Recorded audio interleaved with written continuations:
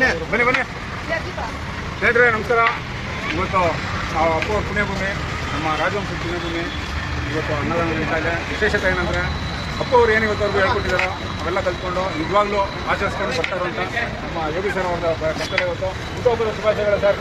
Really great. ಇಷ್ಟು ಮಾಡ್ತಾ ಇದ್ದೀರಾ, ಇಷ್ಟು ಕಲ್ತ್ಕೊಂಡು ಬರ್ತಾ ಇದ್ದೀರಾ. ಅದು ಏನು ಒಳ್ಳೆ ಮಾಡಿ ಇನ್ನೂ ನಾಳೆ ಒಳ್ಳೆ ಕಟ್ಟಿದ್ದು ಇನ್ನೂ ಏನೇನು ಕಾರ್ಯಕ್ರಮ ಮಾಡೋಣ ಅಂತಿದ್ರೆ ಇವತ್ತು ನಮ್ಮದು ಅದೇ ಇವಾಗ ನಮ್ಮ ಅಪ್ಪು ಬಾಸ್ ಹೊತ್ತು ನಮ್ಗೆ ಹೇಳ್ಕೊಟ್ಟಿರೋ ಅನ್ನೋರಷ್ಟೇ ಅಪ್ಪು ಬಾಸ್ ಅಷ್ಟೇ.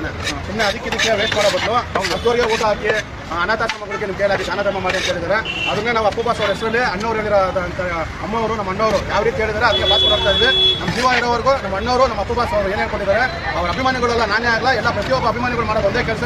ಅಣ್ಣವರಾಗಲಿ ಅಣ್ಣವ್ರ ಕುಟುಂಬದ ಹೆಸರಾಗಿ ಹೊಸ ಕೆಲಸ ಮಾಡ್ತೀವಿ ಹೊರತು ನಾವು ಯಾವುದೇ ಕಾರಣಕ್ಕೂ ಹೊಸ ಕೆಲಸ ಮಾಡೋಣ. ನಮ್ಮ ಕೈಯಲ್ಲಿ ಎಲ್ಲಿವರೆಗೂ ಸತ್ತಿರುತ್ತೆ ಅಲ್ಲಿವರೆಗೂ ನಮ್ಮ ಕಡೆ ದಾನ ಧರ್ಮ ಮಾಡ್ತಾ ಇರ್ತೀವಿ. ನಮ್ದು ಈ ಸೇವೆ ಆದರೆ ನಮ್ಮ ವಿನಯ್ ಅವರು ಮೂರ್ತಿ ನೋಡಿ ನಮ್ಮ ಬಾಸು ಈ ರೀತಿಯಾದಂಥ ಚಿಕ್ಕ ಪುಟ್ಟ ವಿಗ್ರಹಗಳು ಮಾಡಿ ಎಷ್ಟೋ ಶಾಲಾ ಮಕ್ಕಳಿಗೆ ಪ್ರಶಸ್ತಿ ಅಂತ ಹೇಳ್ಬಿಟ್ಟು ಪ್ರಶಸ್ತಿ ಕೊಡ್ತಾ ಇರ್ತಾರೆ. ಅವ್ರಿಗೂ ದೇವ್ರು ಒಳ್ಳೇದು ಮಾಡಲಿ. ಅಪ್ಪು ಬಾಸ್ ಅವರು ಇನ್ನೂ ಮಾನಂತ ಶಕ್ತಿ ಕೊಡಲಿ ಅಂತ ಹೇಳ್ಬಿಟ್ಟು ಎಲ್ಲರಿಗೂ ಕೇಳ್ತೀವಿ. ಒಳ್ಳೇದಾಗಲಿ.